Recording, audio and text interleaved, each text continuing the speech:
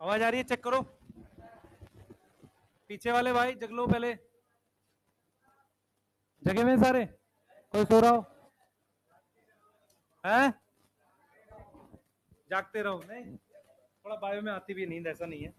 और थोड़ा topic easy है ना? पर क्योंकि एक चीज और है बेटा, 3 क्वेश्चन आएंगे, आप इसमें ये नहीं कर सकते कि छोड़ सकते हैं। ठीक है? क्लियर है? और टेस्ट इसका मैंने आपको बता दिया है कि अपने लगभग 1 जून के आसपास, जो सैटरडे या संडे है ना, 2 को संडे है, 1 और 2 के बीच में आप किसी एक दिन करा देंगे आपका। ठीक है? पहला टेस्ट करा देंगे ताकि आपको एक प्रॉपर वे में तरीका आ जाए कैसे करना। सही है? ठीक है, चलें स्टार्ट करें भाई। लास्ट। खुश हो रहा है बहुत ज्यादा? है? खुश हो रहा है बहुत? नहीं? हाँ। बर्थडे तो को ठीक है, नहीं आएगा ना? हाँ। तो कहानी कैसी है बेटा? क्या होता है कि जैसे ऐसा मजा बहुत आ रहा है कि सर को आज ऑफलाइन में देखा, है ना? जैसे ये चिड़ियाघर में शेर देखने नहीं जाते हैं, वैसे खुश हो रहे हैं बहुत सारे बच्चे तो। ठीक है, पर बेसिक गोल ही है बेटा, मैं बार बार रिपीट कर रहा हूँ, 9 महीने का समय है, इसमें सिलेबस भी करना है, इंप्रूवमेंट भी करनी है। ठीक है? और कई चीजों का दबाव है। पहला तो भाई पेरेंट्स से बहुत रिक्वेस्ट करके पहली बार ऑफलाइन आए हैं बहुत सारे। दूसरा दबाव ये है कि उन्होंने बोल दिया इस बार नहीं हुआ तो फिर देख लियो, है ना? यस। हाँ, ऐसे बहुत सारे प्रेशर है। और उसके अलावा बेटा और भी कई तरह के प्रेशर होते हैं आपके पास कि यार बाहर देख रहे हैं कि ये डॉक्टर बन गया, वो डॉक्टर बन गया, या कई तो ऐसे होते हैं कि घर में थोड़े ज्यादा पढ़े लिखे लोग नहीं है तो बिना मार्क्स आए बिहेव ही कर रहे हैं घर में कई दिनों से डॉक्टर जैसा। कुछ ऐसे भी होते हैं जिनके आसपास कोई मतलब पढ़ नहीं रहा है ज्यादा, तो नीट की तैयारी कर रहे हैं तो खुद को डॉक्टर से कम मान ही नहीं रहे, तो वाला माहौल भी बना रखा है कुछ बच्चों ने घर पे, है ना? सही है? डेली 2 घंटा बैठ के अपने आसपास के लोगों को गाइड करते हैं और खुद नहीं पता कितना आएगा कितना नहीं आएगा। ठीक है? तो ये भी एक एक कहानी है। सही है? ठीक है, ये ऑफलाइन में बहुत होता है, पर मैं आपको फिर रिपीट करूंगा कि एक बार स्ट्रक्चर सेट कर रहे हैं। जो बच्चे 20 तारीख से लगभग पढ़ रहे थे, हमारा मेन पर्पज था थोड़ी इंप्रूवमेंट हो जाए। ठीक है? खासकर मैंने सुधांशु सर को ये बोला, भाई इन्हें एटॉमिक नंबर तो याद करा दो कम से कम। ये हाल है। तो आपका वीक है टॉपिक, उसमें बुराई नहीं है, पर वीक रह जाए इस बात में बहुत बुराई है। आप कुछ सीखो नहीं। मेरा ये मानना होता है कि जिस बच्चे के 400 आ रहे हैं 200 बढ़ते हैं, जिसके 200 आ रहे हैं उसके 400 भी बढ़ सकते हैं, पर उसको 3 महीने में अपने अंदर चेंजेस दिखने शुरू हो जाने चाहिए, फिजिक्स बनने लग जानी चाहिए। ऐसा ना हो कि आपकी फिजिक्स ना बन रही हो और आप वेट कर रहे हो कि चमत्कार होगा, ऐसा नहीं होगा। समझ आ रहा है मैं क्या बोल रहा हूं? केमिस्ट्री नहीं बन रही, आप वेट कर रहे हो कि कभी चमत्कार होगा अचानक से नीट वाले दिन, है ना? ऐसा तो नहीं होने वाला। तो एक दिन में चमत्कार होते नहीं, यही समय है हमारे पास। ठीक है? तो बायो में हम जो जो चीजें पॉसिबल है करते हुए चलेंगे। ठीक है? बायो याद करनी है। अभी मेरे पास एक बच्चे का बाहर डिस्कशन हुआ है, बात हुई है, तो उसको ये नहीं पता कि भाई शॉर्ट नोट्स बनाने कैसे हैं। तो जब 5-7 पेज इकट्ठे हो जाते हैं, मैं आपको बता दूंगा ये पॉइंट्स काम के हैं, इससे आपको आइडिया हो जाएगा। सही है? ठीक है, कैसे करना है इसमें हम लोग हेल्प कर देंगे। ठीक है? सही है? मैं बार बार रिपीट कर रहा हूं आप लोगों को, प्लीज अपने खाने की हैबिट्स ठीक रखना, आप बीमार पड़ जाएंगे। और ये हमने बहुत देखा है, लगभग 10 से 15% बच्चे बीमार इसलिए पड़ जाते हैं क्योंकि वो ऑफलाइन में मूव तो करते हैं किसी जगह पर खाने की हैबिट्स ठीक नहीं रखते। उल्टा सीधा ना खाओ, गर्मी का टाइम है, फ्रूट्स खा लो, वो ठीक रहेगा, है ना? ठीक है, वो चीजें खा लो। समझ में आ रहा है? क्लियर? हाँ, अपना ध्यान रखो, क्योंकि अगर आप बीमार पड़े किसी रीजन से 2 वीक में, इसलिए नहीं बीमार पड़ना मुझे ऐसा थोड़ी कोई पर्सनल चिंता है कि यार ये बच्चा बीमार, कोई चिंता नहीं है, तेरा सिलेबस रह जाएगा, सिर्फ ये चिंता है। ठीक है? और उसके बाद तू कहेगा सर अलग से पढ़ा दो, मेरे लिए कितना बड़ा मतलब मुश्किल काम है, मैं अलग से पढ़ा रहा हूँ एक बच्चे को बैठ के 2 घंटे, मैं पढ़ाऊंगा भी नहीं ऐसे। मैं तुम्हें बताता हूँ क्या होता था ऑफलाइन में, मैं रियलिटी बताता हूँ। सबसे पहले अपनी मेन क्लासेस मत छोड़ा करो। होता क्या है कि जब आप क्लासेस छोड़ देते हो और आप कहते हो कि सर मुझे अलग से बता दो, तो हम 2 घंटे का सिलेबस 5 मिनट में ऐसे ऐसे करके बता देते हैं, बच्चा खुश होकर चला जाता है। सर ने अलग से, उससे थोड़ी समझ में आएगा। जो बात क्लास में समझ आती है, अलग से मैं आधा घंटा बताऊंगा नहीं आएगी पूरी बात समझ, अलग से सिर्फ डाउट समझ में आता है। क्लियर है? ठीक है? ये बहुत किया बेटा ऑफलाइन। कुछ बच्चे ऐसे होते थे 11th 12th में, उनको क्लास में भी समझ ना आए ना, कोई मतलब नहीं है उसको, बस सर से पर्सनल अटेंशन चाहिए, हाँ पे सर उसको 20 मिनट बता दें, उससे वो बहुत खुश है, यार सर ने खुद बताया मुझे 20 मिनट, उससे सिलेक्शन नहीं होगा। ठीक है, ये दिमाग में सही करो अपने बस। क्लियर, ये हमने बेटा बहुत देखा है। और ग्रुप में झुंड में खड़े हैं डाउट के लिए, 2 घंटा हो गया, बस खड़े होके बगल वाले से कह रहे हैं ये देख ये क्वेश्चन तूने बनाया है, ऐसे कर, उससे क्या हो रहा है? टाइम स्लॉट्स बनाएंगे उन सबके लिए, ठीक है ना, उसी का मेरे को जो समझ में आता है। चलिए स्टार्ट करते हैं प्रोकैरियोटिक सेल। चलो भाई, सबसे पहले ये क्या किया उन्होंने, डिलीट कर दिया, भगवान है, डिलीट कर दिया, वो सेव किया था, कहां सेव किया यार ये?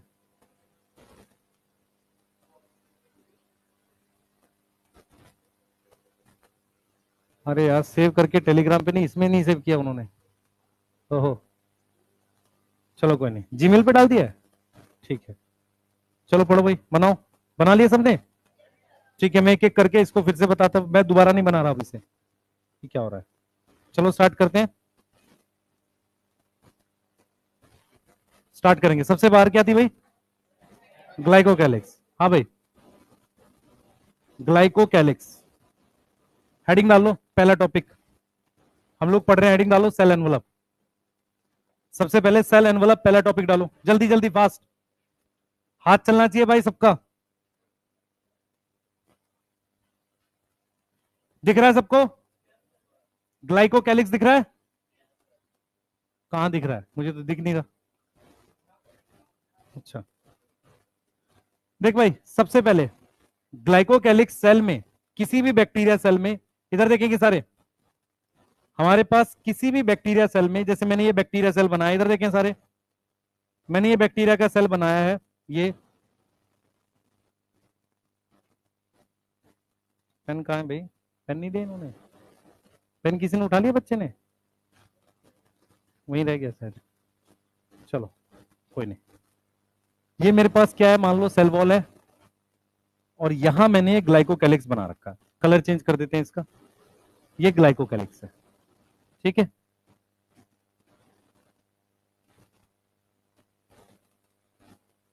बना देता हूं एक बार, फिर करते हैं इस पे बात। ये ग्लाइकोकैलिक्स है, सबसे बाहर की लेयर है, थैंक यू। चलिए देखो, सबसे पहले तो समझो बेटा, जैसे ये कोई चीज है, कोई भी स्ट्रक्चर जब आप पढ़ते हो, अपने दिमाग में दो बातें सोचनी हमने, पहला किस चीज का बना हुआ है और क्या काम करता है, ये दो बातें सोचनी होती है। ग्लाइकोकैलिक्स किस चीज का बना हुआ है? पॉलीसेक्राइड है, एक तरह से कार्बोहाइड्रेट है, ठीक है।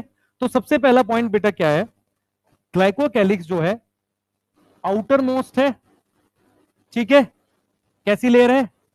आउटर मोस्ट लेयर है, ठीक है। किसका बना हुआ है? कार्बोहाइड्रेट है, क्या एक तरीके का कार्बोहाइड्रेट है। अब मैं आप जिन बच्चों को नहीं पता पहले बता देता हूं, कार्बोहाइड्रेट एक बहुत बड़ा ग्रुप होता है, उसमें स्टार्च, सेलुलोज, काइटिन, ये सारी चीजें आती हैं।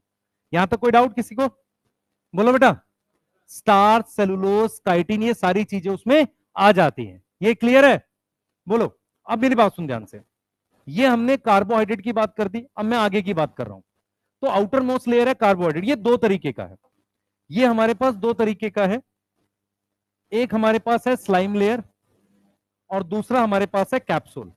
फर्क देख लो मैं जो बताऊंगा आपको, इधर देख बेटा, मेरे पास ये बैक्टीरिया का मैंने सेल बना दिया ऐसे, ठीक है, ये इसकी सेल वॉल और प्लाज्मा मेम्ब्रेन है।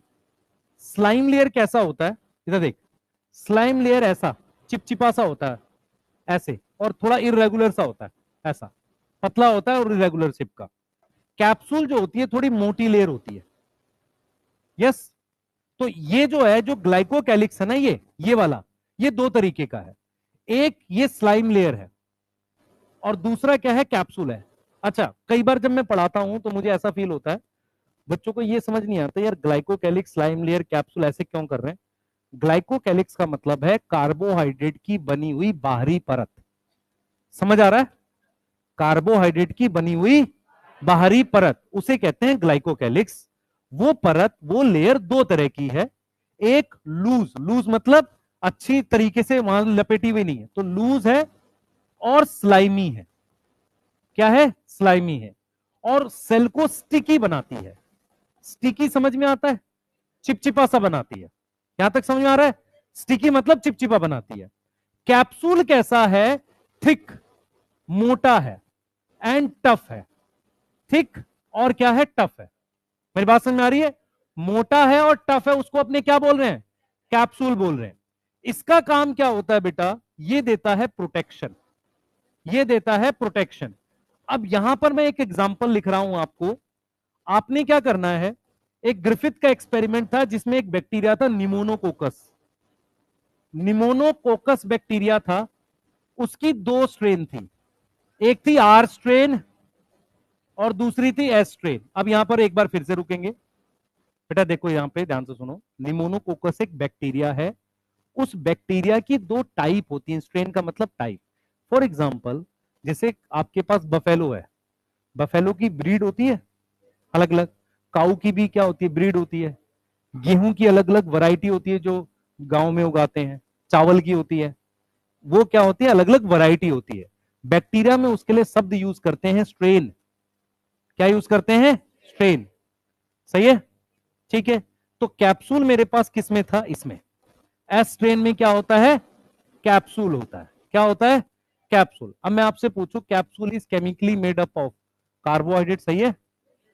बोलो। ठीक है, ये बात याद रहेगी, पीछे से दिख नहीं रहा है, ये लास्ट दिख जाए। ठीक है, यहां तक कोई डाउट है? चल जाएगा यहां तक?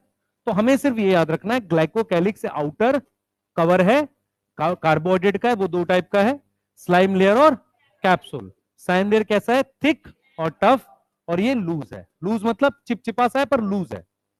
क्लियर है? ठीक है, कोई डाउट यहां तक? ठीक है, यहां तक इसको नोट करेंगे। अब हम अगली लेयर पे जा रहे हैं। क्लियर? पहली बात, ग्लाइकोकैलिक्स जरूरी नहीं है सब में हो, सारे बैक्टीरिया में नहीं होता है। ठीक है, बोलो। ठीक है, चलिए नोट करिए, चलिए आगे। कोई कुछ पूछना चाह रहा हो लास्ट में? कुछ भी नहीं पूछना है किसी को? हाँ, म्यूकोपॉलीसेकेराइड कार्बोहाइड्रेट, जैसे कार्बोहाइड्रेट की भी टाइप होती है ना, उसे म्यूकोपॉलीसेकेराइड ऐसा पूछता नहीं है कभी। जैसे क्या लिखा हुआ है क्लास 12th में भी, म्यूकस कोट लिखा है। जो ग्रिफिथ वाला एक्सपेरिमेंट है ना, वहां भी उसने म्यूकस कोट लिखा है, म्यूकोपॉलीसेकेराइड वर्ड वहां भी नहीं लिखा। ठीक है? हाँ, बोल बेटा। बेटा ये जो बैक्टीरिया है इसका नाम निमोनोकोकस है या स्ट्रेप्टोकोकस है? असल में क्या निमोनिया करता है इसलिए निमोनोकोकस है, पर वो मिलता है किसकी फॉर्म में? ऐसे चेन की फॉर्म में। तो बैक्टीरिया जब चेन की फॉर्म में लगाओ तो क्या बोलते हैं? स्ट्रेप्टोकोकस कहते हैं। इस बैक्टीरिया की दो स्ट्रेन है। स्ट्रेन समझ में आता है? दो अलग अलग फॉर्म है, उसको हम कह रहे हैं आर और एस। एस स्ट्रेन जो है वायरुलेंट है। वायरुलेंट शब्द का मतलब होता है क्या करेगा? डिजीज करेगा। क्या करेगा? डिजीज करेगा। और उसमें क्या होता है? कैप्सूल प्रेजेंट होता है। कैप्सूल क्या होता है? प्रेजेंट होता है। यहां तक कोई डाउट? ठीक है, कैप्सूल का एग्जाम्पल बताया कहां प्रेजेंट होता है। पूछो, कोई कुछ पूछना चाह रहा हो? पूछ लो यार, किसको किसको मजा नहीं आ रही है बेटा? स्टार्टिंग स्लो है, मजा बहुत आएगी जब प्रॉपर पेस से जाएंगे। ठीक है, अपनी समझने की शक्ति धीरे धीरे इंप्रूव करो, क्योंकि पेस स्लो रहकर सिलेबस नहीं कंप्लीट होगा। मान लो मुझे इतना कंप्लीट करना है, ठीक है, नॉर्मल पेस से मैं कर ले जाऊंगा, मैं बहुत स्लो करूंगा तो क्या करूं फिर? मैं 6 की जगह 12 क्लास पढ़ाऊं, तो 12 क्लास पढ़ने की हिम्मत नहीं होती। समझ आ रहा है? ठीक है, आपको क्या करना, अपने आप को ज्यादा इंप्रूव करना है। क्लियर? ये आपको अपने दिमाग में रखना पड़ेगा ये धीरे धीरे। ठीक है, क्लियर है? हाँ, और ऑफलाइन में बेटा थोड़ी बहुत दिक्कत ये फंक्शनल चीजों की होती है। और मैं आपको एग्जांपल देता हूँ। लास्ट टू लास्ट ईयर जब जनकपुरी सेंटर मैंने खास कर मैं था वहां पर, ओपन किया था, पहले 3 दिन एसी नहीं चला बिल्कुल। मतलब काफी दिक्कत ही होती है स्टार्टिंग में, पर सेटल कर लेते हैं चीजें। ज्यादा इंपॉर्टेंट क्या है, सबसे पहले आपका एकेडमिक सेटल करते हैं, कैसे कैसे क्लास चलेगी, कैसे डाउट्स होंगे, आपको क्या करना है। और मैं इस चीज पे स्पेशल फोकस करूंगा कि फिजिक्स केमिस्ट्री का आपको एक्स्ट्रा असाइनमेंट मिले, ठीक है, जिसमें आप ज्यादा मेहनत करो, वो ज्यादा करना है हमने। ठीक है ना? हाँ, है किसका? मॉर्फोलॉजी का। मॉर्फोलॉजी तो बेटा मैं मस्त कराऊंगा, तो ऑनलाइन में मैं याद करवा रहा हूँ, ऑफलाइन में तो देख मैं क्या करूंगा फिर, है ना? हाँ, मैं जब तक एग्जाम्पल याद नहीं होंगे मैं आगे नहीं बढ़ूंगा। सही है? हाँ, उस वक्त मैं 7 बजे बुला लूंगा, 7 से 8 तो एग्जाम्पल याद करेगा सिर्फ। तो सोच बेटा, morpho, plant kingdom, animal kingdom, ऐसे चैप्टर्स के एग्जाम्पल पहले याद कराने हैं तुम्हें, बिना उसके वो क्वेश्चन ही नहीं बनेगा। तुमसे मैच द फॉलोइंग का क्वेश्चन क्यों गलत हुआ एनिमल किंगडम का? क्योंकि तुम्हें पता ही नहीं चल रहा था किस ग्रुप का है वो, है ना? यस। और ऐसा ही क्वेश्चन अब प्लांट किंगडम में भी आएगा।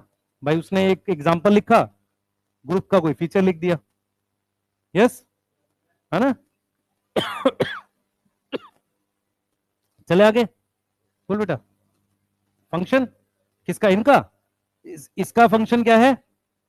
प्रोटेक्शन, और ये इसको स्टिकी बनाता है। सही है? चिपचिपा बनाता है बस। ठीक है, आगे चलते हैं बेटा, आगे चलते हैं। अब हम लोग जो बात करेंगे बेटा, सेल वॉल की बात कर रहे हैं। दूसरी लेयर कौन सी है? सेल वॉल की। ठीक है, सेल वॉल हेडिंग डालो, और सबसे पहले एक क्वेश्चन लिखेंगे। सेल वॉल हेडिंग डालो, डाल लिया सबने? नेक्स्ट टॉपिक है सेल वॉल, जल्दी आ जाओ भाई, सेल वॉल पे आओ। सेल वॉल लिखकर एक फर्स्ट सेल वॉल हेडिंग डालो, पहले कुछ पॉइंट्स लिखेंगे फिर क्वेश्चन लिखवाता हूं। पॉइंट्स लिखो जल्द, सबसे पहले लिख लोगे अगर बोलूं तो? देखो भाई, cell wall chemically it is, chemical का नाम है पेप्टाइडो, पेप्टाइडोग्लाइकन, ये केमिकल है। एनसीईआरटी इसको लिखती है non cellulosic polysaccharide.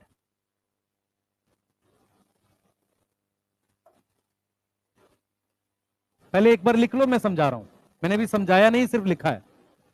Plus amino acids, plus क्या लिखा है मैंने? Amino acids. देखो भाई इधर, यहां पर पेप्टाइड का मतलब है chain of amino acid. Yes, chain of amino acid. और ग्लाइकन का मतलब है पॉलीसेक्राइड या कार्बोहाइड्रेट। क्या मतलब है? पॉलीसेक्राइड या कार्बोहाइड्रेट। अब मेरी तरफ सारे बच्चे देखेंगे ताकि मैं अपनी चीजें समझा सकूं आपको। ये मेरे पास सेल मेम्ब्रेन है, ये मेरे पास मान लो सेल वॉल है।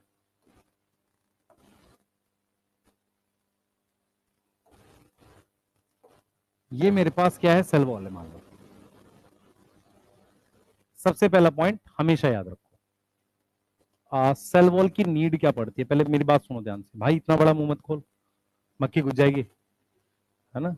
थोड़ा बड़ा और खोलेगा तो बगल का एक दो मुंह में चला जाएगा, ऐसी पॉसिबिलिटी है। ठीक है? हाँ, मैं गिनूंगा बच्चे ऐसे, अंदर कितने आए बाहर कितने गए, है ना? एक आध खा जाए तो पता चला। ठीक है, इधर ध्यान दो भाई, इधर ध्यान दो। देखो, सबसे पहले हमेशा याद रखो कि सेल वॉल कहां कहां होती है। सबसे पहले मोनेरा में होती है, प्रोटिस्टा में होती है, और फंजाई में होती है, याद रहेगा, और प्लांट किंगडम में। ठीक है, सुन रहे हो सारे ध्यान से? सिर्फ सुनो फिर लिखवाऊंगा मैं इसे। सेल वॉल हमारे पास कहां कहां होती है? मोनेरा में, प्रोटिस्टा में, फंजाई और प्लांटाई, 4 जगह हमारे पास सेल वॉल होती है। ठीक है, पहला पॉइंट। सेल वॉल का मेन काम क्या होता है? सेल वॉल क्या देती है? एक तो सबसे पहले सेल को शेप देती है, ठीक है। दूसरा क्या देती है सेल वॉल? अगर पानी एंटर करता है तो सेल को फटने से बचाती है। सेल कैसे फट सकता है उसको भी मैं समझाऊंगा आपको। आपको यह ध्यान रखना है कि सेल वॉल मोनेरा में मतलब बैक्टीरिया में होती है, सेल वॉल फंजाई में होती है, सेल वॉल प्रोटिस्टा में होती है, सब में नहीं कुछ में, और प्लांट में होती है। सभी में सेल वॉल कार्बोहाइड्रेट की बनी है, पर कार्बोहाइड्रेट जो होते हैं अलग अलग टाइप के होते हैं। कार्बोहाइड्रेट एक बड़ा ग्रुप है, उसमें अलग अलग टाइप के कार्बोहाइड्रेट आते हैं। सबसे पहला कार्बोहाइड्रेट, जैसे बैक्टीरिया के अंदर जो कार्बोहाइड्रेट है उसमें अमीनो एसिड और कार्बोहाइड्रेट है, पर वो सेलुलोज नहीं है। जैसे फॉर एग्जांपल, मेरी बात सुने ध्यान से, ज्यादातर बिल्डिंग की दीवारें ईंटों से बनी है। यदि कोई किसी बिल्डिंग की दीवार ईंटों के अलावा बनी हो तो हम ऐसे बोलेंगे कि मोस्टली वॉल्स ब्रिक्स की ईंटों की बनी है, बाकी नॉन ईट है। मेरी बात समझ में आ रही है? ऐसे ही हमने क्या किया यहां पर, सेलुलोज की मोस्टली सेल वॉल होती है क्योंकि प्लांट में होती है, तो हम इसलिए वर्ड यूज करते हैं नॉन सेलुलोजिक पॉलीसेक्राइड, मतलब कार्बोहाइड्रेट है पर सेलुलोज नहीं है। उसके साथ क्या है हमारे पास, amino acid. Chain of amino acid को अपने क्या बोलते हैं, पेप्टाइड। यहां तक समझ में आ रहा है? बोलो, चेन ऑफ अमीनो एसिड को अपने क्या बोलते हैं, पेप्टाइड बोलते हैं। कोई डाउट है? बोलो। नहीं। तो हमने यहां पर क्या करा है बेटा, हमने यहां पर क्या करा है, ध्यान से देखेंगे। हमने यहां पर करा है, हम बात कर रहे हैं रोल ऑफ सेल वॉल की। तो सबसे पहले हमने सेल वॉल को केमिकली बताया बैक्टीरिया में। तो सबसे पहले हमने क्या लिखा है, पहले कुछ मैं पॉइंट्स लिख देता हूं ताकि हम फिर रोल पे आएंगे। ठीक है, हमने सबसे पहले ये लिखा है कि सेल वॉल कहां कहां होती है। सेल वॉल हमारे पास प्रेजेंट होती है किसमें, प्रेजेंट इन मोनेरा, ठीक है, और सब सब प्रोटिस्टा, सम प्रोटिस्ट, और कहां होती है, फंजाई, और कहां होती है, प्लांटेई, और क्या होती है, प्लांटेई में। ठीक है, यहां तक कोई डाउट नहीं। अब मुझे यह दिखना है कि cell wall of bacteria, cell wall of bacteria वो कैसी होती है, वो नॉन सेलुलोजिक कार्बोहाइड्रेट है, जैसा हमने ऊपर लिखा, नॉन सेलुलोजिक कार्बोहाइड्रेट है, यस और नो। और उसके साथ क्या है, अमीनो एसिड है, उसके साथ क्या है, अमीनो एसिड है, यस यस। ठीक है, उसके बाद आपको एक चीज और ध्यान रखनी है, ध्यान से सुनेंगे। आपको यह ध्यान रखना है बेटा कि not all bacterial cell have cell wall. सारे बैक्टीरियल सेल के पास सेल वॉल नहीं होती। इसका एग्जाम्पल है माइकोप्लाज्मा। माइकोप्लाज्मा क्या है, विदाउट सेल वॉल होती है। क्या होती है, विदाउट सेल वॉल होती है। यहां तक कोई डाउट है किसी को? बोलो, ये 3 पॉइंट समझ में आ रहे हैं? पूछो भाई, ये 3 पॉइंट में कोई डाउट है? सबसे पहले सेल वॉल इन सब ग्रुप में होगी। मोनेरा ग्रुप में कौन आता है, बैक्टीरिया। सारे प्रोटिस्टा नहीं, कुछ प्रोटिस्टा, सम। उसके साथ फंजाई और प्लांटेई। यहां तक कोई डाउट है? कोई मुझे ये बताएगा कि कोई ऐसा प्लांट सेल जिसमें सेल वॉल नहीं होती?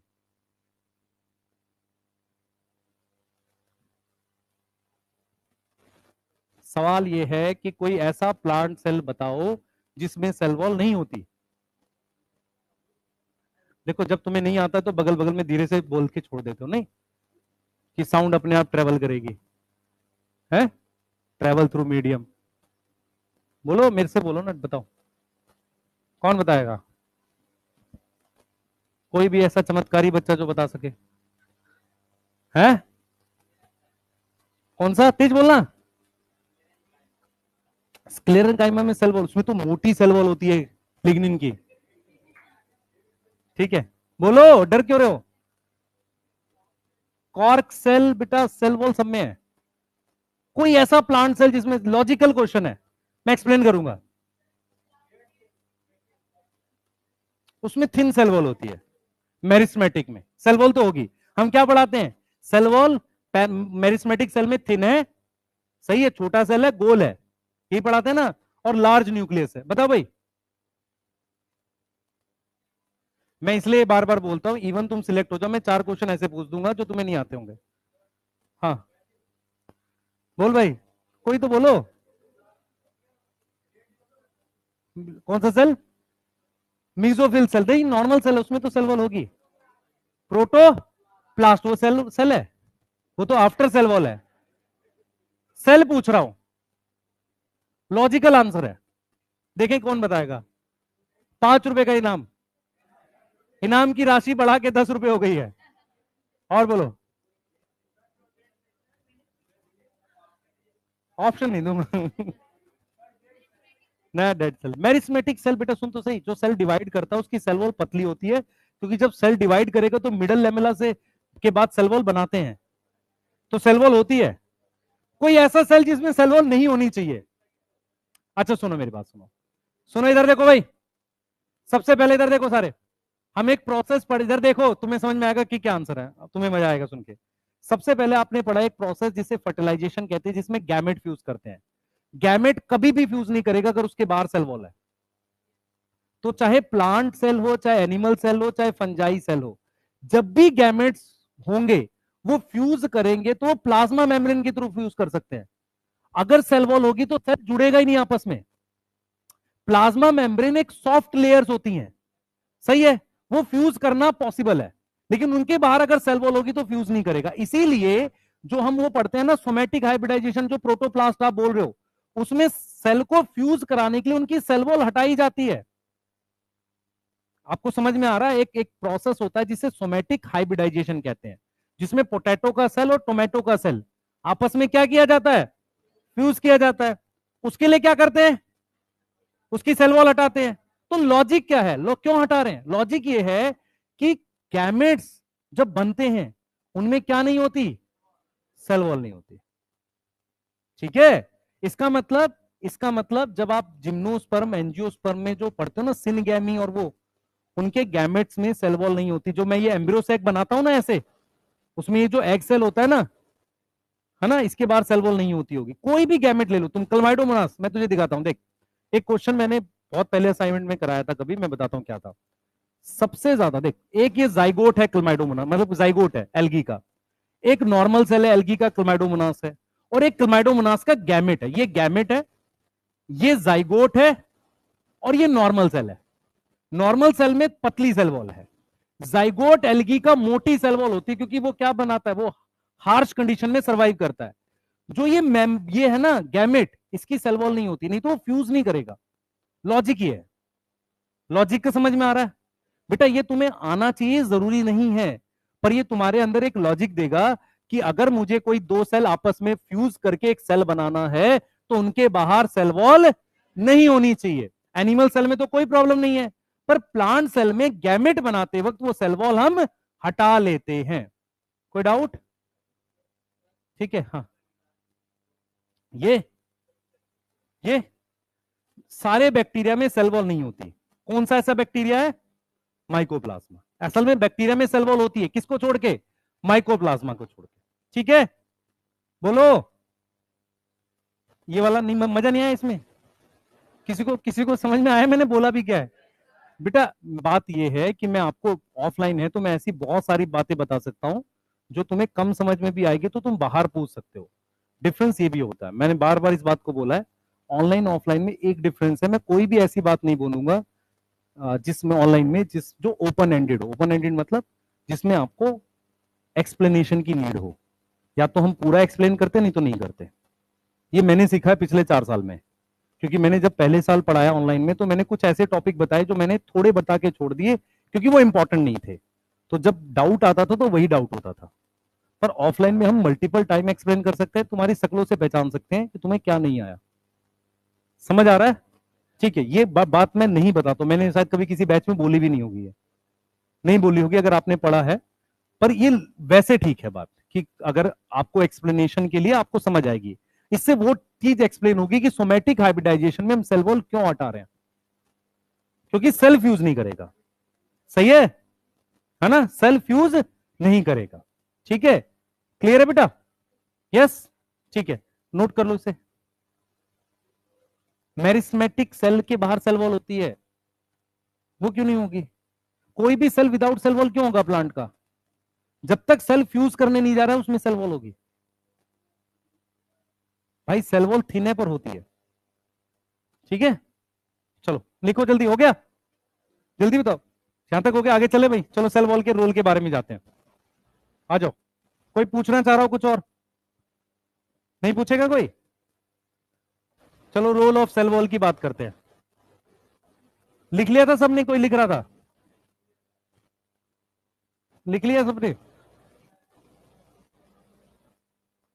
नहीं लिखा? ये लिख लो, नोट कर लो इसे। चलें आगे।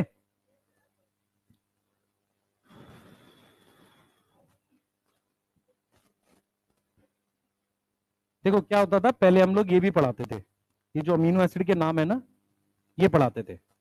अब नहीं पढ़ाते क्योंकि आता नहीं है। सही है? ठीक है, तो आपके पास कभी किसी कोचिंग के नोट, ये इनके नाम भी होते हैं, है ना, वो नहीं करने हमने। ठीक है, हम पहले रोल पढ़ेंगे फिर मैं स्ट्रक्चर पढ़ाऊंगा सेल वॉल को थोड़ा सा।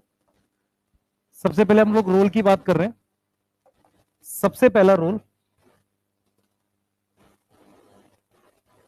Provide shape. क्या देगा? शेप देगा। किसको? सेल को। सेल को क्या देगा? शेप देगा। शेप किस लिए कैसे मिलती है सुने ध्यान से। इधर देखो भाई सारे, हमारे पास अगर मैं आपसे एक बात कहता हूं कि ये मेरे पास बैक्टीरिया सेल है और इसके बाहर ये सेल वॉल है।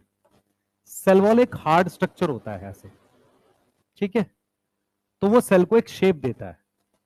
शेप का क्या मतलब है, मैं क्यों ऐसा बोल रहा हूं, क्योंकि प्लाज्मा मेम्ब्रेन की अपनी कोई शेप नहीं होती है, फोल्ड हो सकती है। तो प्लाज्मा मेम्ब्रेन से कोई शेप मिलती नहीं है। तो अगर मैं आपसे पूछूं कि मुझे एक ऐसा बैक्टीरिया का नाम बताओ जिसकी शेप नहीं होगी, तो क्या बोलोगे? माइकोप्लाज्मा। यहां तक कोई डाउट है? नहीं। अब यहां पर मेरे मन में दो सवाल उठते हैं। पहला, कि जिनके अंदर भी सेल वॉल है तो वो शेप दे रही है, पर ऐसा सेल जिसके अंदर सेल वॉल नहीं होती उनको शेप कौन देगा? सेल मेम्ब्रेन तो शेप ही नहीं दे सकती। Cytoskeletal element. मेरी बात समझ में आई? सेल के अंदर जो धागे होते हैं, ऐसे ऐसे जो धागे होते हैं, ये जो धागे होते हैं, जो जो हम पढ़ते हैं, जिससे आपके क्या बनते हैं, स्पिंडल फाइबर बनते हैं या सेंट्रियोल बनता है, ये सारी चीजें, ऐसे कुछ धागे होते हैं सेल के अंदर जो उसको अंदर से देखो बेटा, आपको समझो, हमारी बॉडी की जो शेप है वो शेप किसकी वजह से? बोन की वजह से। तो वो एंडोस्केलेटन हो गया। वो क्या हो गया? एंडोस्केलेटन। किसी भी मल्टी सेलुलर ऑर्गेनिज्म में, चाहे आप ह्यूमन की बात करो या बात करो स्नेक की, स्नेक में एक तो अंदर बोन होती है, उसके अलावा बाहर भी उसके स्केल्स होते हैं। तो शेप दो तरीके से आ रही है उसको, एक एंडोस्केलेटन, एक एक्सोस्केलेटन। समझ आ रहा है? ऐसे ही अगर मैं सेल पे लॉजिक अप्लाई करूं तो शेप दो चीजों से आ सकती है। एक बाहर, तो बाहर क्या होगी? सेल वॉल, और अंदर होंगे साइटो। सेल के अंदर कुछ धागे होते हैं। ये धागे प्रोकैरियोटिक सेल में तो होते ही नहीं है। यूकैरियोटिक सेल में, जैसे प्लांट है, उसमें बाहर सेल वॉल होती है और अंदर वो धागे होते हैं, दोनों तरह से होता है। एनिमल सेल में बाहर कुछ नहीं होता, पर अंदर वो धागे होते हैं जो अंदर से सपोर्ट देते हैं। धागे का मतलब थ्रेड, और किसके बने हैं? प्रोटीन के। उन्हें कहते हैं साइटो। साइटो मतलब सेल। स्केलेटल, स्केलेटल मतलब सपोर्ट सिस्टम। सही है? यहां तक समझ में आ रहा है? तो सबसे पहला point, it provide shape to cell. क्या देगा ये? शेप देगा सेल को लेकर। यहां तक समझ में आ रहा है? सेल को देगा शेप।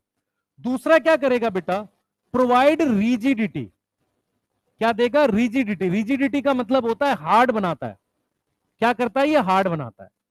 तीसरा हम लिखेंगे protect. Protect from osmotic bursting, या मैं लिखूंगा बर्स्टिंग। बर्स्टिंग का मतलब होता है सेल का फट जाना। बर्स्टिंग को मैं लिखता हूं ऑस्मोटिक बर्स्टिंग। मेरी बात ध्यान से सुनेंगे सारे। ऑस्मोटिक बर्स्टिंग का क्या मतलब होता है पहले समझो। इधर देखो सारे, पहले आपको ये समझना पड़ेगा तो ये आसानी से समझ आए। ये मान लो एक बीकर है, ये बीकर है, पहले समझ लेना, ये बीकर है, ठीक है ना? इसमें सॉल्यूशन डाला हुआ है, ठीक है? हाँ भाई, इस सॉल्यूशन में यहां पर ये नमक है, सॉल्ट है, ठीक है? सॉल्ट डाला हुआ है। सॉल्ट डालने से हाइपरटोनिक होगा, हाइपोटोनिक होगा? तेज बोलना। सो रहे हैं जो, जग जाओ, बताओ भाई। सॉल्ट डालने से हाइपरटोनिक हो जाएगा, हाइपोटोनिक हो जाएगा? मूर्खो, जब तक यहां कुछ डालूंगा नहीं और हाइपर हाइपो होता ही नहीं है। मैं कहता हूं ये मार्कर बड़ा है तो कुछ होना चाहिए ना जो छोटा हो इससे। हाइपर हाइपो अकेला होता ही नहीं है, उसको कंपैरिजन होता है। तो जब तक मैं इसके अंदर सेल नहीं बनाऊंगा तो हाइपर हाइपो की बात नहीं करूंगा। नहीं समझ आया?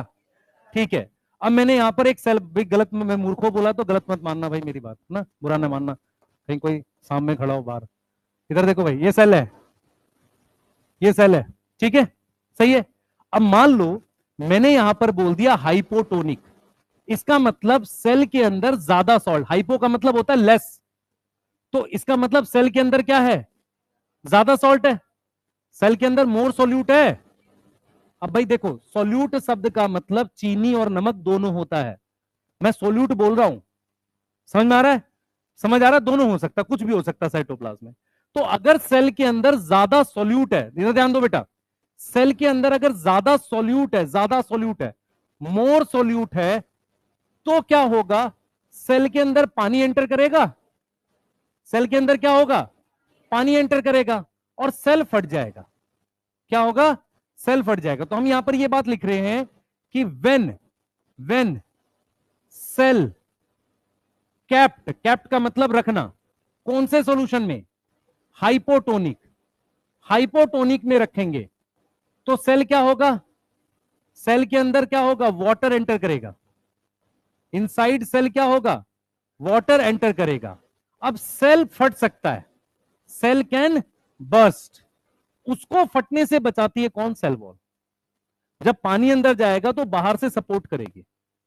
समझ आ रहा है सबको, किस तरह की कंडीशन में सेल फट सकता है, हाइपर या हाइपो, हाइपो। ठीक, अच्छा मुझे एक चीज आपसे जाननी थी, ये ब्लड है यहां पे और ये आरबीसी है, ठीक है, सही है, हाँ। तो ये क्या होता है, हाइपर होता है हाइपो होता है आरबीसी ब्लड के कंपैरिजन में। एक लॉजिक, ब्लड आरबीसी की शेप चेंज नहीं होती है, वो ऐसी रह रही है, आइसोटोनिक होगा। जो जो सोल्यूट यहां होंगे कंसंट्रेशन वाइज, मतलब मैं ये कह रहा हूं मान लो 10 सोल्यूट यहां है तो 10 अंदर होगा, तभी तो शेप चेंज नहीं हो रही है।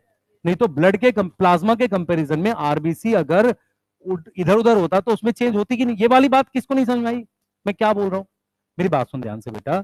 तेरी बॉडी के अंदर जो ब्लड है उसमें प्लाज्मा है और ब्लड सेल्स है, अंदर और बाहर सॉल्ट की कंसंट्रेशन लगभग बराबर है, इसलिए उस सेल की शेप चेंज नहीं हो रही है। नहीं तो अगर अंदर ज्यादा सॉल्ट होता तो पानी अंदर घुसता और आरबीसी फट जाता।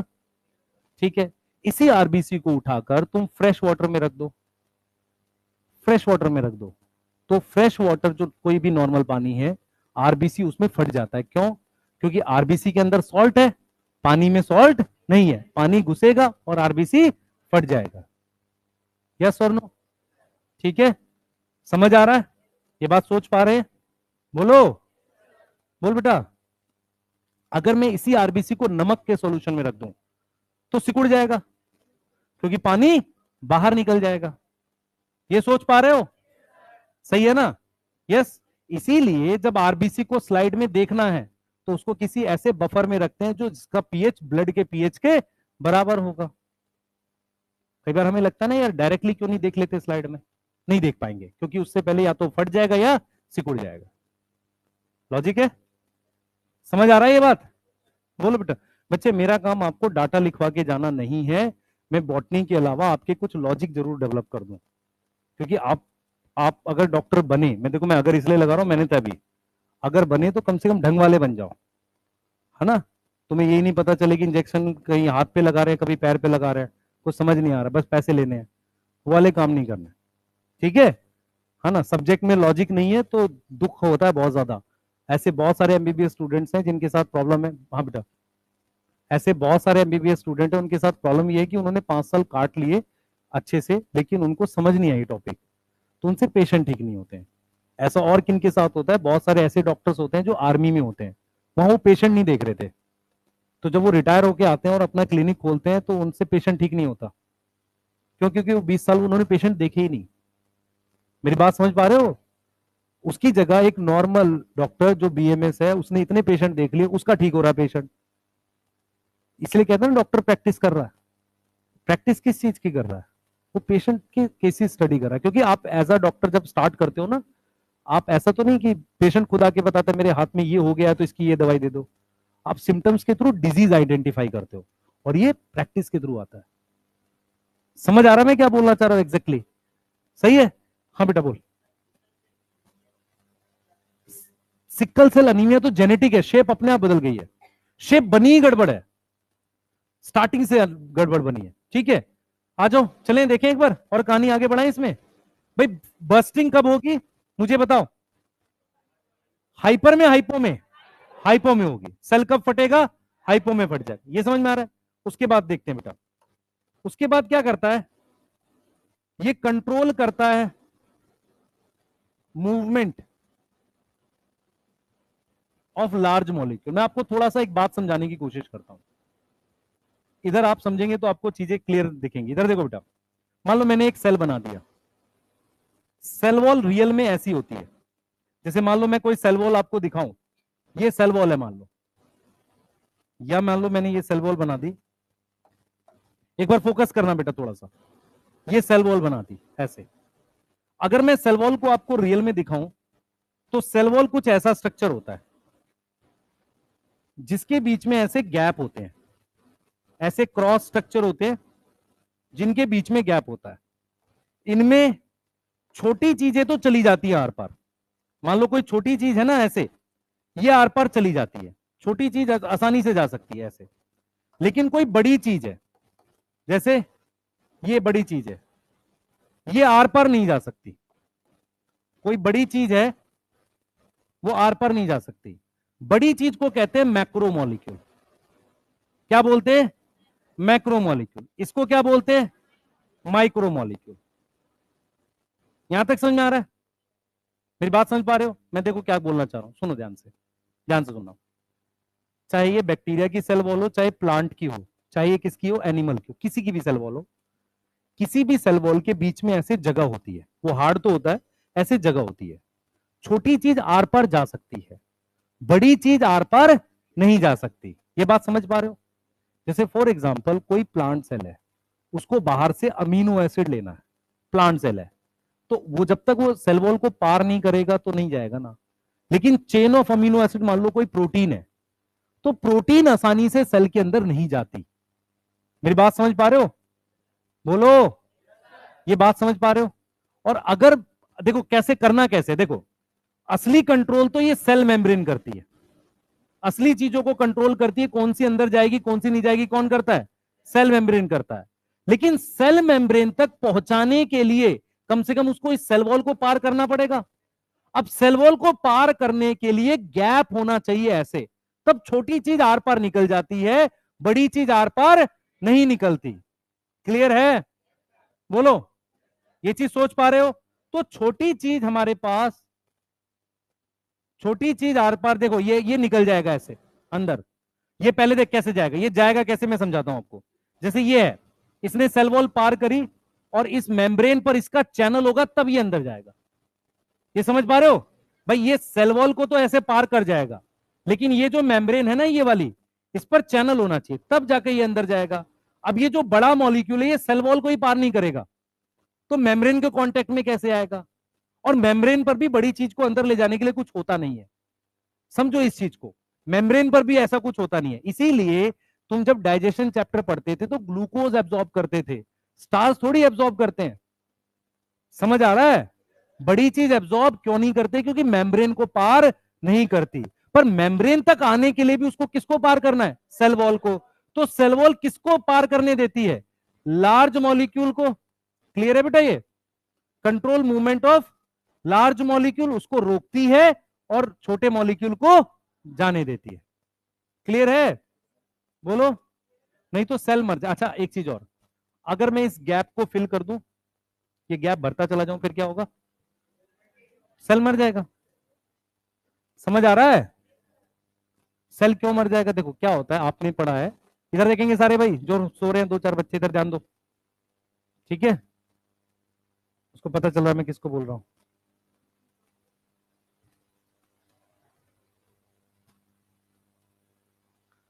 नींद ले रहा है बैठे बैठे? बताओ, है ना? कुछ तो जो फैन के नीचे बैठे उनको मजा आ रहा होगा, नहीं है? है?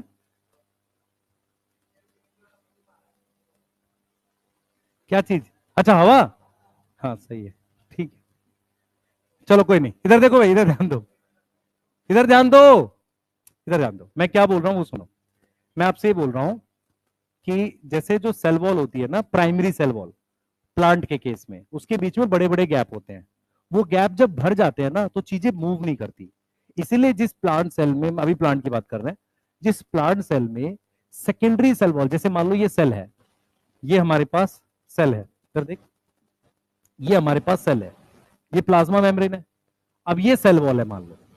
तो ये जो सेल वॉल है ना, अगर प्लांट सेल की बात करते हैं, ये सेल वॉल है, इस सेल वॉल में पहले गैप था, अब उस गैप को अगर हम भरते चले जाते हैं सेकेंडरी सेल वॉल ऐसे, तो फिर जगह नहीं बचती सेल से आर पार जाने के लिए, तो सेल मर जाता है। सेल सेकेंडरी सेल वॉल में लिग्निन डिपॉजिट होने से इसलिए मरता है क्योंकि सेल के बीच का ये जो गैप है ना चीजें अंदर जाने का, वो खत्म हो जाता है। समझ आ रहा है मैं क्या बोलना चाह रहा हूं? मैं आपको ये जो फीचर्स लिखा रहा हूं ये सबके कॉमन है लगभग। शेप देना, समझ आ रहा है, रिजिडिटी देना, ये क्लियर है, ये कॉमन है। फटने से बचाना सेल को, क्लियर है, ये समझ में आ रहा है कि लार्ज मॉलिक्यूल ये सबके कॉमन है, रोल लगभग लगभग कॉमन है, क्योंकि सेल वॉल एक ही जैसे काम करती है, पर केमिकली अलग अलग है। केमिकली अलग अलग है, बैक्टीरिया में केमिकल अलग है। अच्छा, बैक्टीरिया की सेल वॉल किससे डाइजेस्ट करते हैं, कौन बताएगा? हाँ, डाइजेस्ट, एक बच्चा बोला अभी, हाँ भाई, लाइसोसोम। ये कहां लिखा है? बायोटेक में। बायोटेक में लिखा है बैक्टीरिया की सेल वॉल किससे डाइजेस्ट करते हैं? लाइसोसोम से। नहीं लिखा? Isolation of DNA topic. बेटा आपको नहीं आता ये गलत नहीं है, पर मैं अगर अब याद करवा रहा हूं तो याद कर लो। नोट में, नोट में क्या याद करोगे? सेल वॉल ऑफ बैक्टीरिया किसमें है? डाइजेस्टेड बाई लाइसोसोम या लाइसोजाइम? जाइम है, जाइम, एंजाइम होता है लाइसोजाइम। ठीक है, बोलो, यहां तक समझ में आ रही है ना? ये बहुत सारे एनिमल्स के सलाइवा में भी होता है शायद, इसलिए वो चाट के चोट ठीक कर लेते हैं, है ना, क्योंकि वो बैक्टीरिया इन्फेक्शन नहीं होने देते। क्लियर है? लाइसोजाइम जो होते हैं वो क्या है? एंजाइम है जो सेल वॉल को डाइजेस्ट कर सकते हैं। कोई डाउट? अच्छा, कौन से बैक्टीरिया पे लाइसोजाइम काम नहीं करेगा?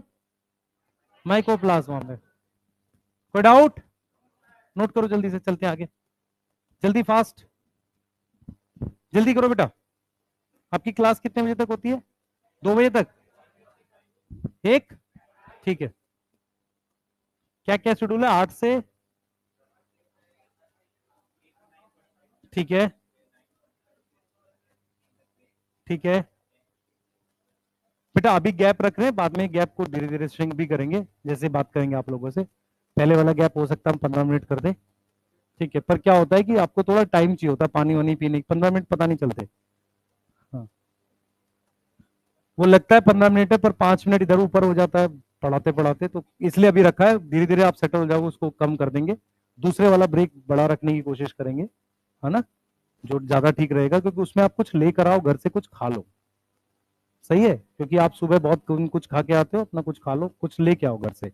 घर का मतलब हॉस्टल पीजी, जहां से कुछ मिल जाए, ठीक है ना। एक स्टोव ले आया करो, कुछ यहीं पे मैगी पका लिया करो 2-4 बैठ के, है ना, 2 मिनट में बन जाएगी।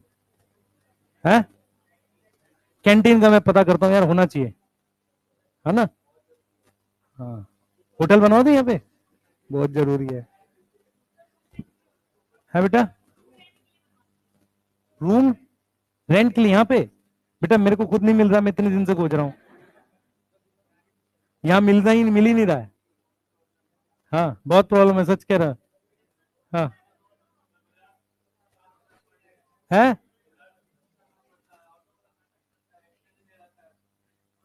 अच्छा,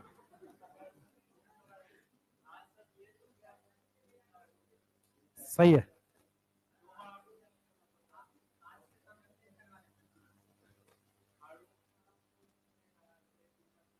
मैं भी खोज रहा हूँ, 1-2 महीने हो गया मुझे, है, मैं भी खोज रहा हूँ, है, नहीं नहीं यार, वैसे नहीं। अरे हमको एक स्टूडियो लगाना पड़ेगा वहां पे, हम लोग के लिए सबसे जरूरी चीज स्टूडियो है। हाँ, फ्लैट तो रूम में रहूंगा मैं अब, इस उम्र में। हाँ, फ्लैट में हमें बेटा एसी वो लगाना पड़ेगा, एक स्टूडियो, क्योंकि क्या होता है हमारे लेक्चर कई बार ऐसे रैंडम हो गया, कुछ हो गया, पहली चीज वो होती है। दूसरी चीज, हमें उस जगह लेना पड़ेगा जहां गाड़ियों की आवाज ना आती हो, हम रोड पे नहीं ले सकते, क्योंकि वो पता चला क्लास चल रही है, नीचे कोई हॉर्न मार रहा है, ठीक है, वैसा नहीं कर सकते अपने, ठीक है, चलो कोई नहीं।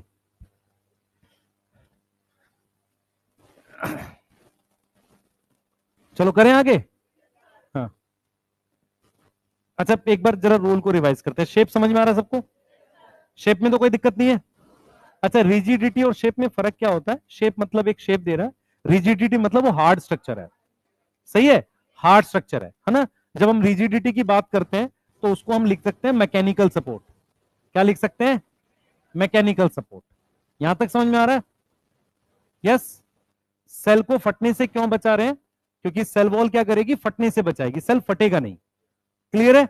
नेक्स्ट हम लोग बात कर रहे हैं control movement of large molecule, large molecule को अंदर नहीं जाने देगा। क्लियर? अब एक बार जरा सेल वॉल का स्ट्रक्चर देखते हैं। मैं स्ट्रक्चर दिखा रहा हूं पर स्ट्रक्चर अब इंपॉर्टेंट नहीं है, मेरे ख्याल से एनसीईआरटी से एक्स्ट्रा ही है।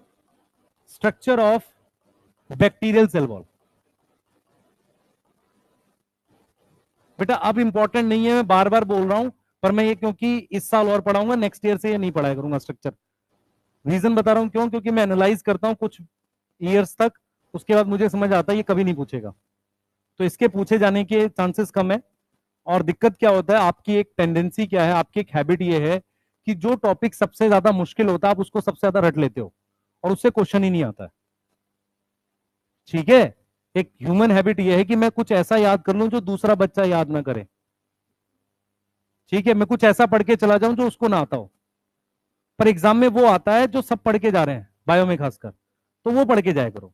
जैसे क्या होता था, बहुत सारी ऑफलाइन कोचिंग में पूरा टॉपिक पढ़ा दिया, उसमें उनको याद वही रहता था जो एनसीईआरटी के बाहर का, बच्चे के दिमाग में वही बैठ जाता, कुछ नई बात बता दी टीचर ने, नई नहीं आएगी, एनसीईआरटी आएगा। तो मेक श्योर इस पे ब्रैकेट में लिख लो, लीस्ट इंपॉर्टेंट है, पर आपको क्या याद करना है मैं बता देता हूं। देख लो भाई इधर, सबसे पहले ये स्ट्रक्चर ग्लूकोज का है। मैं ग्लूकोज का कोई स्ट्रक्चर नहीं बना रहा, बस ये समझा रहा हूं। मान लो ये ग्लूकोज है, ये क्या है? ग्लूकोज है। ग्लूकोज को मैंने मॉडिफाई कर दिया। मॉडिफिकेशन दो तरीके की हो सकती है, सुन लो भाई ध्यान से सारे। मॉडिफिकेशन दो तरीके की हो सकती होती है, केमिकल और फिजिकल। सही है? तुम्हारे सिंग लगा दें तो फिजिकल मॉडिफिकेशन नहीं, ठीक है, फिजिकल या केमिकल। यहां पर हम कर रहे हैं केमिकल मॉडिफिकेशन, मतलब ग्लूकोज को मॉडिफाई कर रहे हैं केमिकली। तो जब ग्लूकोज को मॉडिफाई किया तो मैंने ग्लूकोज अमीन बनाया, मैं उसे नैग कहता हूं। मैं उसे क्या कहता हूं? नैग। नैग में देखो एन क्या है? N acetyl.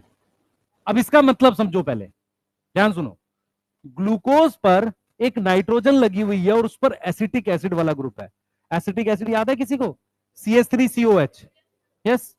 और हमने पूरा नाम लिख दिया ग्लूकोजमीन। तो मैंने क्या किया है बेटा, मैंने ग्लूकोज को मॉडिफाई किया है नैग में। किस में मॉडिफाई किया है? नैग में। किस में मॉडिफाई किया? नैग में। तो चलो ये बन गया। अब मैंने इसको और मॉडिफाई किया नैग को, और एक दूसरी शुगर बना दी जिसका नाम नैम है। क्या हमें नैग और नैम कभी पूछेगा? नहीं। ठीक है, तो हम यही याद कर लेते नैग और नैम की फुल फॉर्म। ये हमारी हैबिट है, क्योंकि ये मुश्किल है और मुझे यही रटने में मजा आ रहा है, और मुझे लग रहा है इससे मैं एम्स जाऊंगा। ऐसा नहीं होने वाला। क्लियर बता रहा हूं, ध्यान से सुन लो। मैंने क्या किया, नैग और नैम को ऐसे अल्टरनेट लगा दिया। मैंने इस तरीके से नैग और नैम को अल्टरनेट लगा दिया। समझना ध्यान से बेटा सारे, नैग और नैम को मैं ऐसे अल्टरनेट लगा रहा हूं, ऐसे।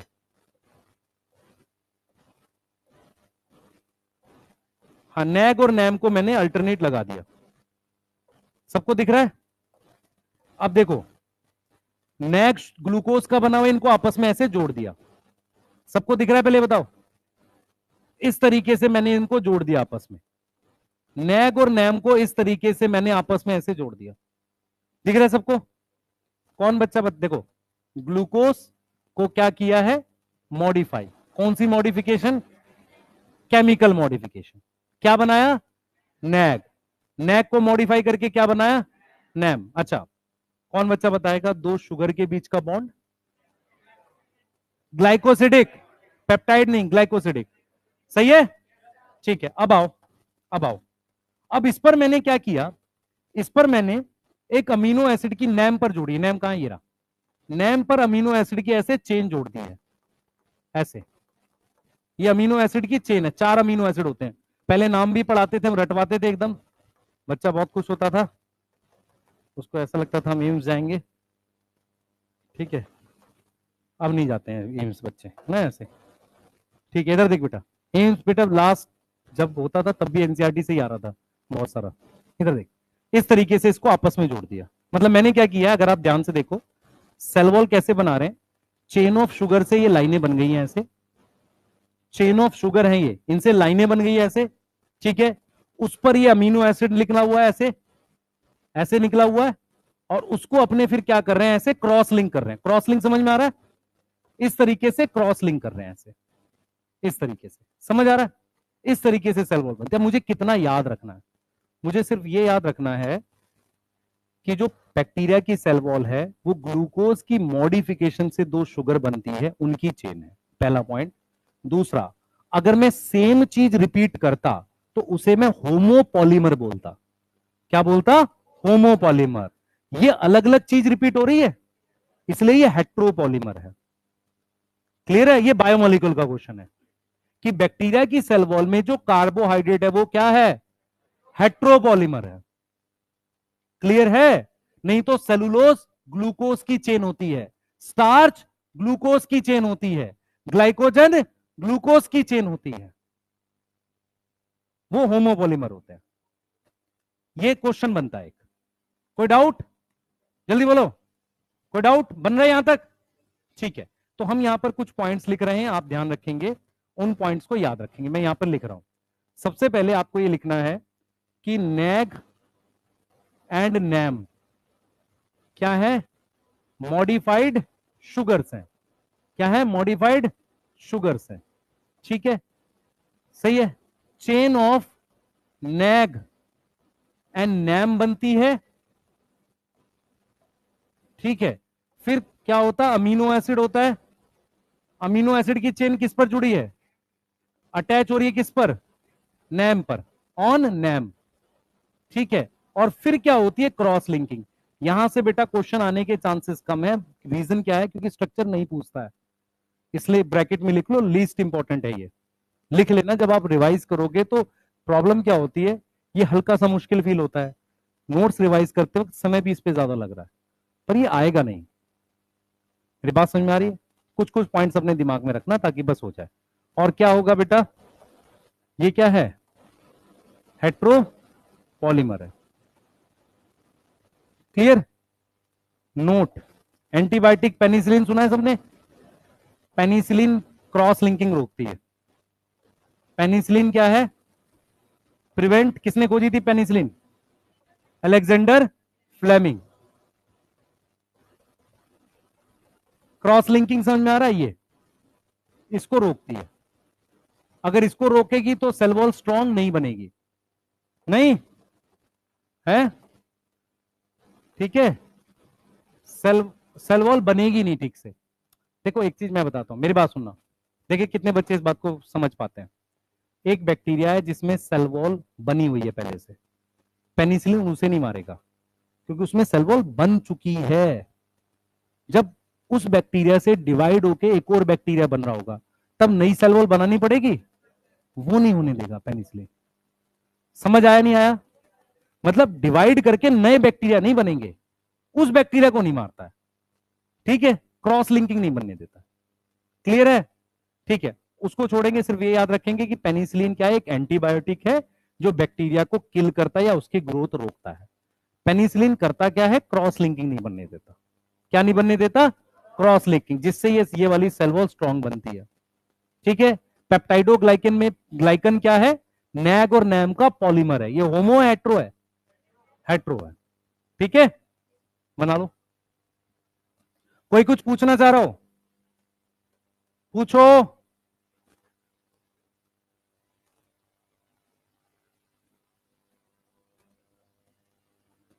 क्या कह रहा है?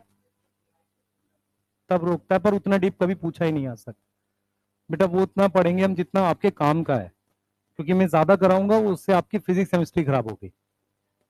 हाँ बेटा, मेरी बात सुन ध्यान से।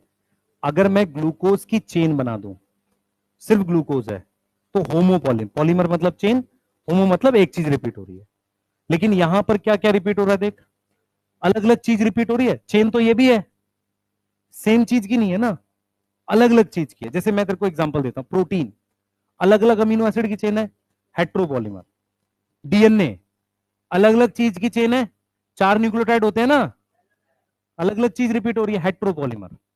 सेलुलोज सिर्फ ग्लूकोज रिपीट हो रहा है, होमोपॉलीमर। आप समझ में आया? पूछो भाई। और क्वेश्चन समझ में आ रहा है इसका क्या आएगा? विच of the following carbohydrate is a heteropolymer, ऐसा आएगा। लिखो क्वेश्चन, लिखो, चलो पहले ये लिख लो फिर क्वेश्चन लिखेंगे। हेट्रो होमो आगे समझ सबको? पूछ लो।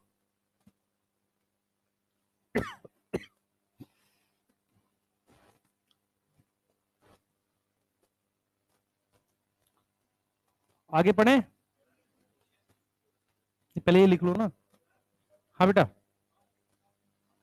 क्रॉस लिंकिंग कब नहीं होता? जब पेनिसिलिन देंगे। पेनिसिलिन तो हम बाहर से देते हैं, ये नेचुरल बात थोड़ी है, ये तो आर्टिफिशियल बात है ना।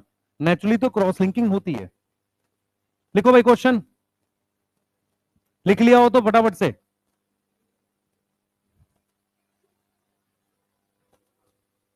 जल्दी जल्दी लिख लिया?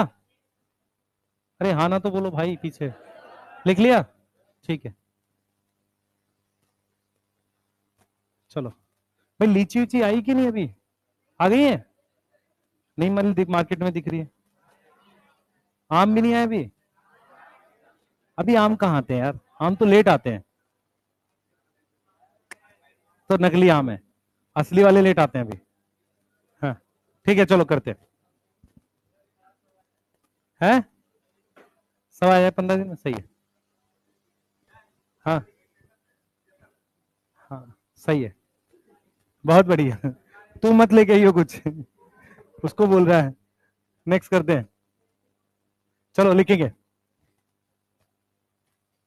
आ, सबसे पहले क्वेश्चन लिखो, क्वेश्चन लिखो। लिखो which of the following are are homopolymer. Option लिखो, which of the following are homopolymer या इज होमोपॉलीमर, एक है ना, इज होमोपॉलीमर। ऑप्शन लिखो ए, ऑप्शन लिखेंगे बेटा। ए ऑप्शन है हमारे पास, विच इज होमोपॉलीमर की बात कर रहे हैं। ए ऑप्शन हमने लिख दिया प्रोटीन। बी ऑप्शन, देखो मैं जरूरी नहीं है प्रोटीन ना लिख के मैं यहां पर ये भी लिख सकता हूं, इंसुलिन। तो इंसुलिन एक तरह की क्या है, प्रोटीन है। बी, हार्मोन उसका रोल है।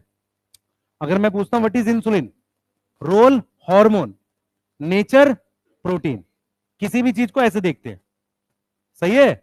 मेरी बात समझ में आ रही? जैसे glucagon, hormone role, nature protein, सही है? Progesterone, role hormone, nature steroid, सही है? नेचर क्या है? स्टीरॉइड। क्लियर है? सही है, आगे आ जाओ। बी, इंसुलिन के बाद हमने लिख दिया यहां पर डीएनए। सी, मैंने लिख दिया पेप्टाइडोग्लाइकेन। और यहां मैंने लिख दिया सेलुलोज। आंसर क्या आएगा? सेलुलोज। समझ में आ रहा है? सेलुलोज क्यों आ रहा है? क्योंकि most of the carbohydrates are homopolymer except peptidoglycan. Carbohydrate मतलब सेलुलोज, स्टार्च, सही है, ग्लाइकोजन। बेटा आपको अभी ये धीरे धीरे बायोमोलिक्यूल में और क्लियर हो जाएगा, पर होमो हेट्रो का मीनिंग समझ में आ गया है, वो इंपॉर्टेंट है। ठीक है, बोलो। चलिए आगे की कहानी थोड़ी सी बढ़ाते हैं, और हम लोग एक चीज पढ़ेंगे यहाँ पे, ग्राम स्टेनिंग। हम लोग क्या पढ़ेंगे? ग्राम स्टेनिंग पढ़ेंगे। चलिए आइए, इधर देखो भाई, हेडिंग डालो। सबसे पहले ग्राम स्टेनिंग।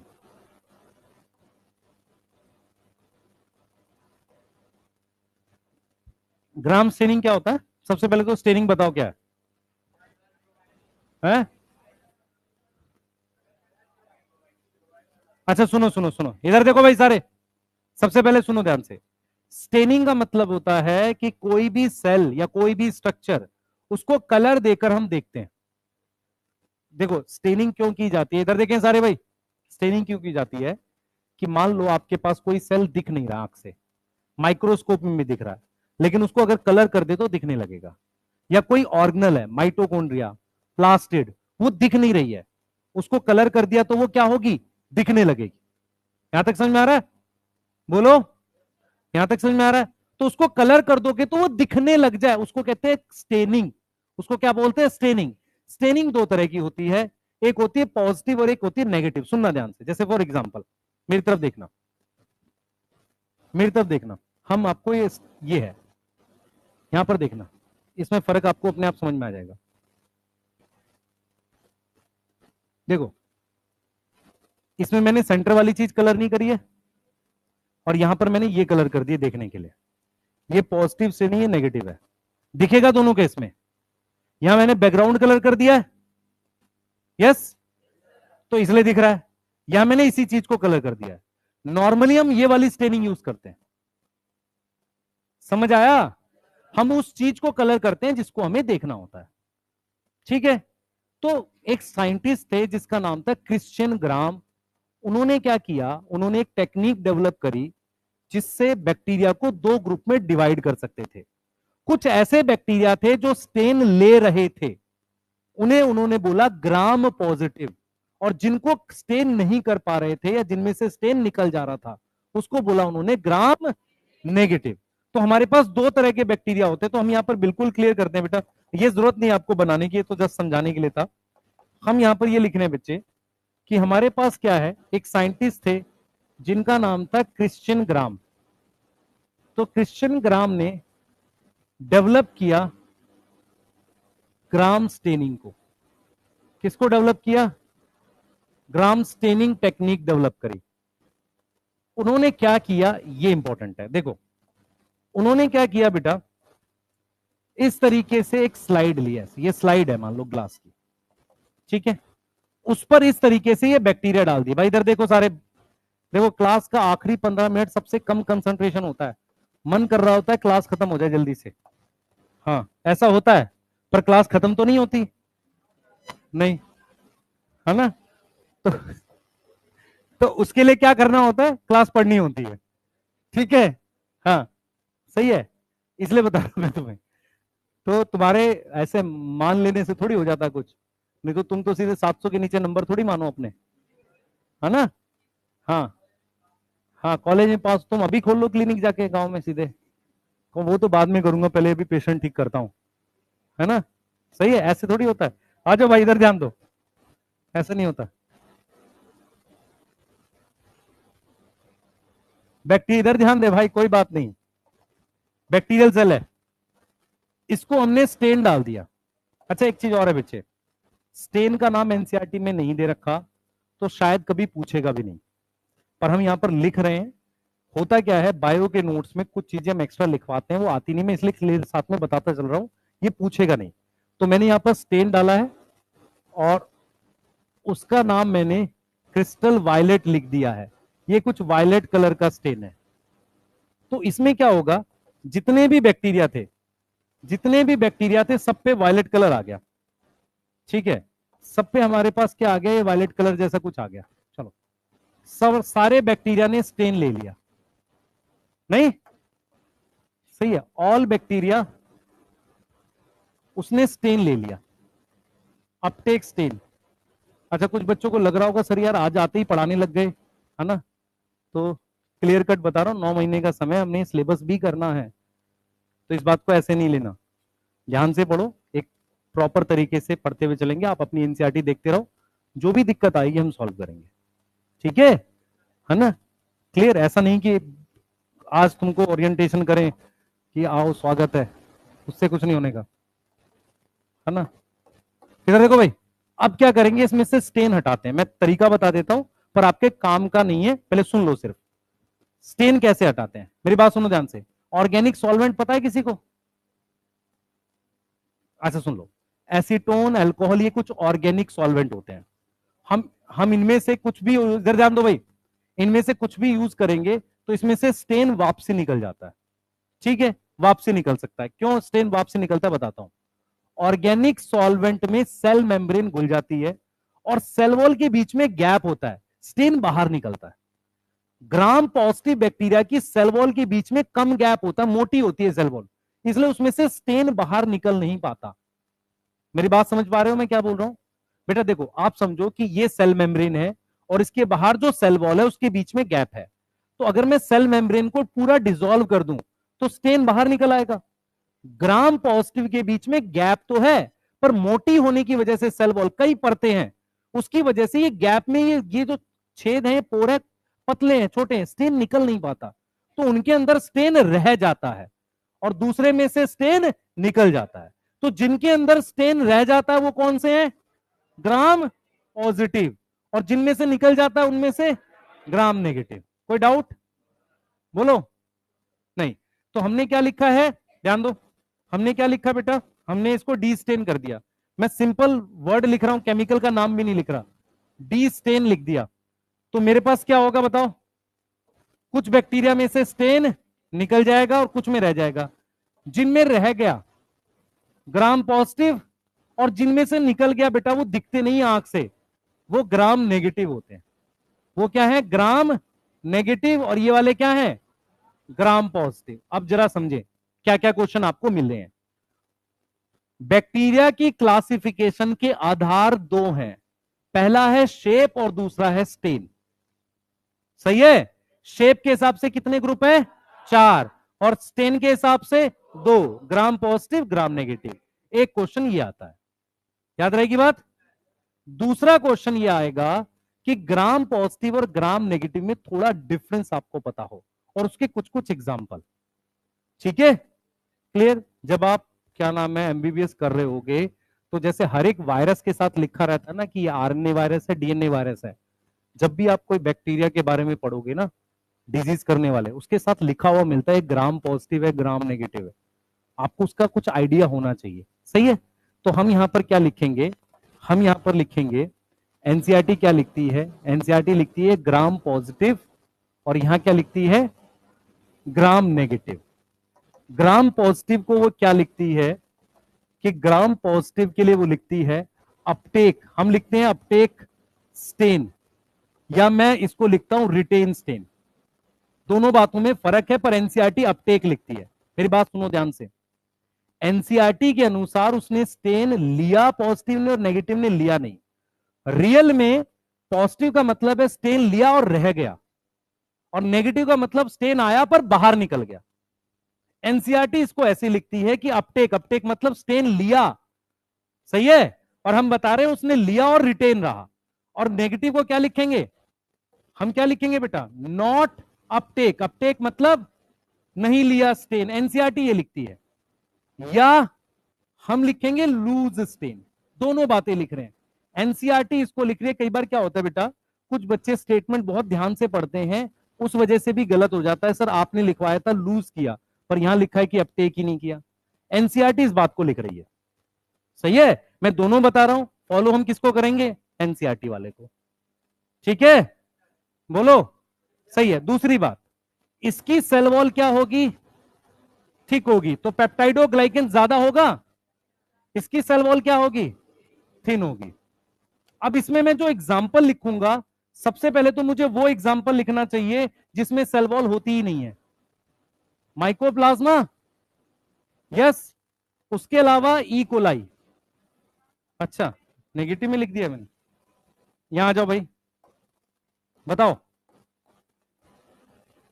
माइकोप्लाज्मा और साइनोबैक्टीरिया और ई कोलाई, ये वो बैक्टीरिया जो आपने सुने हैं। क्या हमें सारे याद करने होते हैं? नहीं, हमें सारे याद नहीं करने होते। यहां पर जो एग्जांपल है, एक तो क्लॉस्ट्रीडियम लिख रहा हूं और लैक्टोबैसिलस लिख रहा हूं, लैक्टोबैसिलस लिख रहा हूं, ये ग्राम पॉजिटिव है। स्ट्रेप्टोमाइसिस लिख ले, लिखना चाहे तो, ना लिखना चाहे तो भी। कभी मेरे ख्याल से जब जितने साल से मैं पढ़ा रहा हूं, मतलब और रिसेंट 2013 और 24 के बीच में 12 साल में आज तक कोई ऐसा क्वेश्चन नहीं आया जिसमें उसने पॉजिटिव नेगेटिव के एग्जांपल पूछे हो। आज तक आया ही नहीं है। वो ये पूछ सकता है, ठीक है, ये पूछ सकता है। तो मेरे हिसाब से इसलिए पहले मैं क्या करता था, जब हम लोग 2015 में पढ़ा रहे थे ऑफलाइन में, तो हम पूरे पूरे भर भर के एग्जाम्पल लिखवा देते थे। पर इसने आज तक क्वेश्चन ही नहीं पूछा ऐसा। क्लियर है? ठीक है। और यहां पर हम क्या लिखेंगे? Gram staining on the basis of thickness of cell envelope. कुछ और फीचर्स हैं जो मैं ऐड कर देता हूं। ग्राम नेगेटिव में पिलाई मिलते हैं एंड पोरिन्स मिलते हैं, और इसमें जो स्ट्रक्चर मिलता है मीजोसोम। याद रहेगा?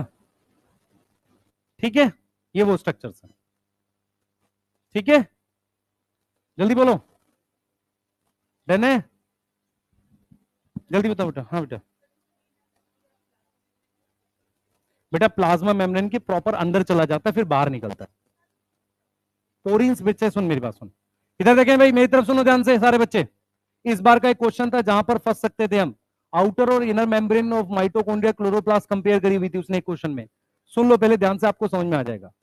माइटोकॉन्ड्रिया और क्लोरोप्लास्ट की बाहर वाली मेम्ब्रेन पर बड़े साइज के चैनल्स होते हैं जिन्हें पोरिन्स कहते हैं। उन पोरिन्स में से कुछ प्रोटीन भी अंदर जा सकती है। ऐसे ही बैक्टीरिया की आउटर जो प्लाज्मा मेम्ब्रेन है सेल वॉल के अंदर, वहां पर भी पोरिन्स होते हैं जिनसे कुछ प्रोटीन अंदर जा सकती है। मतलब जैसे अगर मैं आपको अभी यही पढ़ा रहा था ना, प्रोटीन स्टार्च ये अंदर नहीं जाते, अगर इनको अंदर ले जाना है तो बड़े साइज के चैनल चाहिए। उन बड़े साइज के चैनल्स का नाम क्या है? पोरिन्स। जैसे एग्जांपल देता हूं, हाँ, पानी के लिए बड़े चैनल, जैसे आपने क्या पढ़ा है, आपने किडनी वाला चैप्टर पढ़ा था। किडनी वाले चैप्टर में आपने एक वर्ड पढ़ा ऑस्मोसिस। तो किसी भी मेम्ब्रेन के आर पार पानी हमेशा ऑस्मोसिस से जाता है। लेकिन क्या और कोई तरीका है? वो तरीका है पानी के चैनल। वो सारी प्लाज्मा मेम्ब्रेन पे नहीं होते, वो वहां होते हैं जहां पर आपकी कलेक्टिंग डक्ट है। कलेक्टिंग डक्ट कहां पर है किडनी में?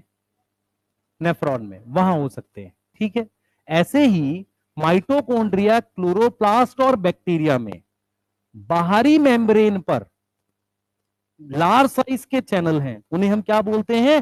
पोरिन्स। उनमें से कुछ प्रोटीन एंटर कर सकती है, इतने बड़े हैं वो। समझ आ रहा है?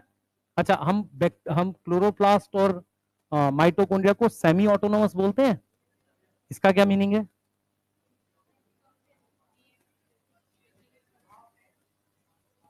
अच्छा देखो, इसको एक एग्जांपल से एक मिनट रुकना, लिख रहे हो तो रुक जाओ एक मिनट।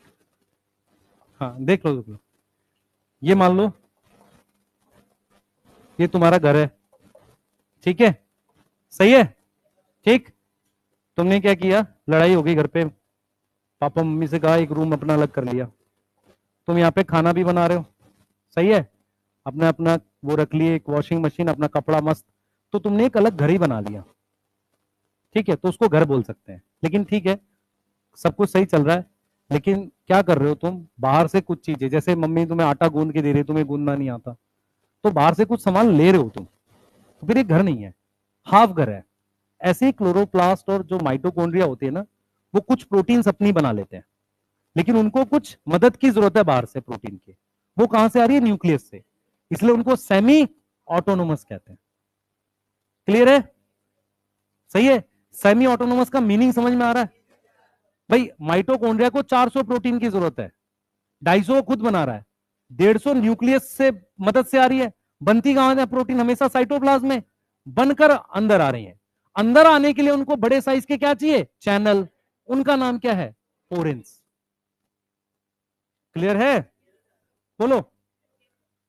ठीक है ना बेटा? ठीक है। पोरिन्स क्या होते हैं? बड़े साइज के चैनल हैं। चैनल क्या करते हैं? चीज को मूव करते हैं। बड़े साइज वाले का नाम पोरिन्स है। और चैनल केमिकली किसके बने होते हैं? प्रोटीन के। भाई चैनल का काम पता कर पहले, क्या काम है? मूवमेंट। बड़े साइज के चैनल पोरिन्स, किसको मूव कर रहे हैं? प्रोटीन को। पर खुद भी तो किसी चीज के बने होंगे, प्रोटीन के बने होंगे। जैसे एक और बताता हूं तुझे, वो ईंट का भट्टा देखा है सबने, जिसमें ईंट पकाते हैं, वो खुद भी तो ईंट का बना होता है। वो तो काम है ना उसका। सही है? ठीक है, चलिए ये वाला लोड कर लो, ये लास्ट है। ठीक है, देखो खुशी की लहर दौड़ते हुए क्लास खत्म होने पे। बेटा तुम्हें फायदा कब होगा? जब अपने इसको कॉन्टिन्यूस पढ़ा दिया करेंगे, उससे फायदा क्यों होगा बताता हूं। टॉपिक कवर हुआ करेंगे पूरे पूरे। हाँ ठीक है, और वो आपको चाहिए भी जल्दी जल्दी। हाँ पिलाई बेटा ये स्ट्रक्चर है ना, अभी पढ़ेंगे डिटेल में। ये जो स्ट्रक्चर हमने बनाया था ना इस पर, यहां पर प्रेजेंट होते हैं उसमें मतलब ग्राम नेगेटिव का ये फीचर है, पिलाई और पोरिन्स प्रेजेंट होंगे, पॉजिटिव में नहीं होते। हाँ बेटा बोल। क्या स्लाइड लगा दूं ना? नोट कर लो भाई, ये नोट कर लो, ठीक है।